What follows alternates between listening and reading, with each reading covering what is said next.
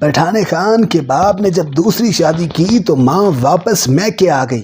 اب ماں تندور پر روٹیاں لگاتی اور پٹھان خان سارا دن لکڑیاں چنتا۔ یہی گزر بسر کا واحد ذریعہ تھا۔ دکھا ہوا دل بابا غلام فرید رحمت اللہ علیہ کی کافیاں پڑھنے لگا۔ آواز میں وہ سوز کے پورے برصغیر میں آواز سنائی دینے لگی۔ حاکم وقت ذوالفقار علی بھٹو نے پٹھان خان کو صدر ہاؤس مدعو کیا۔ جب پٹھان خان نے جندڑی لٹی تے یار سجن کدی موڑ مہار تے والا وطن کافی گائی تو حاکم وقت رو پڑا۔ 3 دفعہ سنی اور تینوں دفعہ رو پڑا۔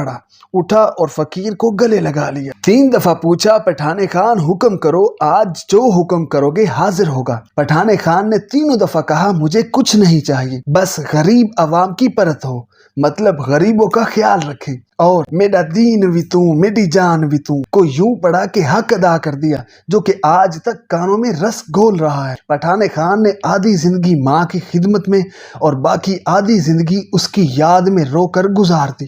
جس جھونپڑی میں زندگی گزاری اسی میں جان دے دی۔ اللہ پاک جنت الفردوس میں جگہ عطا فرمائے، آمین۔ جے دل وچ پیار دی رمز نہیں، بس اون دل کو ویران سمجھ، جی کو پیار دی جان سجان نہیں، او بندے کو نادان سمجھ۔ ایہو پیار اے درس ولیاں دا، ہے مسلک پاک نبیاں دا، انمول پیار دی دولت تھی، ایکو عقبہ دا سامان سمجھ۔ ای پیار دی خاطر عرش بنے، ای پیار دی خاطر فرش بنے، خود پیار خدا وچ وسدا اے، میں سچ آدھاں قرآن سمجھ۔